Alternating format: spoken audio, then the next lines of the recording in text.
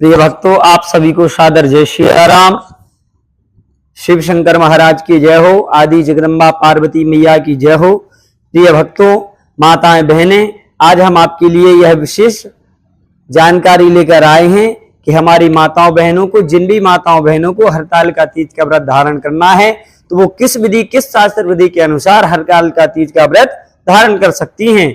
तो प्रिय भक्तों, हमें विशेष रूप से ध्यान रखना है कि हरतालिका तीज का व्रत हम किस प्रकार धारण कर सकते हैं।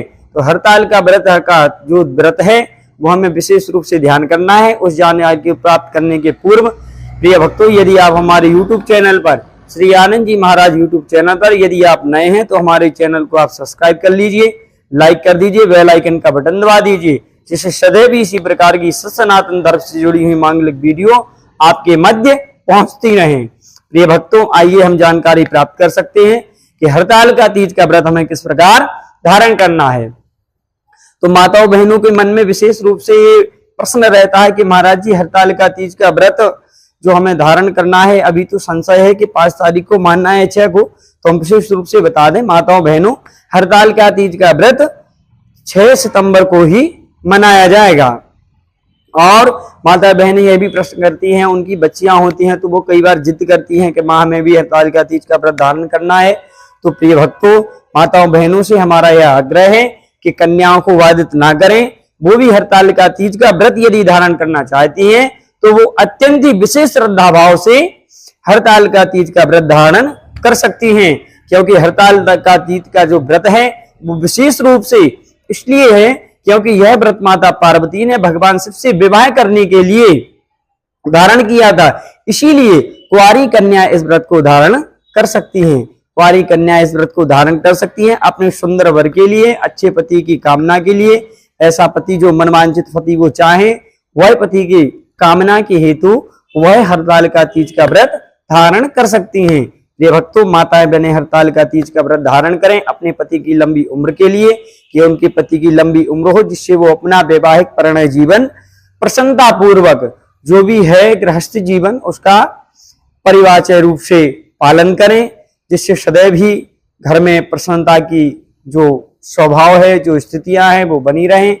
प्रिय भक्तों, हरतालिका तीज के व्रत को धारण करते समय हमें विशेष रूप से ध्यान रखना है कि हरतालिका तीज की जो सामग्री है, जो पूजन की विधि है, वो अत्यंत ही सूक्ष्म है।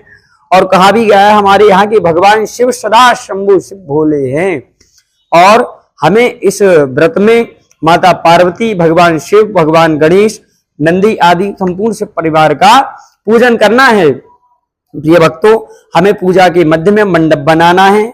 मंडप के मध्य में हमें भगवान शिव को उनके शाह परिवार सहित आसन विराजमान करना है। इसमें विशेष रूप से हमें माता पार्वती आदि संपूर्ण शिव परिवार का पूजन करना है। वैसे तो हम षोडशोपचार विधि से यदि चाहे तो कर सकते हैं, या एक ब्राह्मण को बुलाकर हम पूजन करवा सकते हैं, पर माताएं बहनें यदि स्वयं करना चाहें तो उनके लिए अत्यंत ही सूक्ष्म जानकारी है।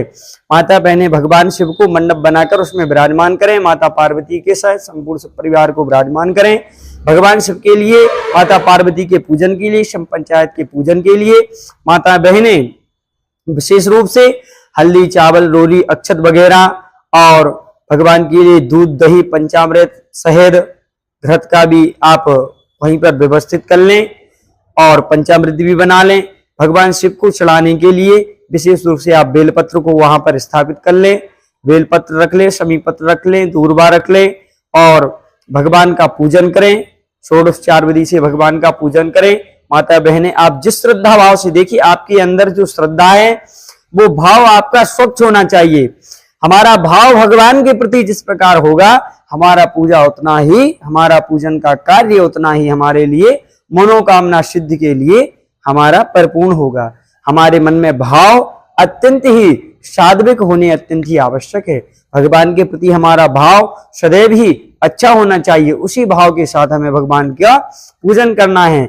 माताएं और कुंवारी स्त्रियां व्रत को धारण करें। विशेष रूप से ध्यान रखें कि यह व्रत निर्जला होता है।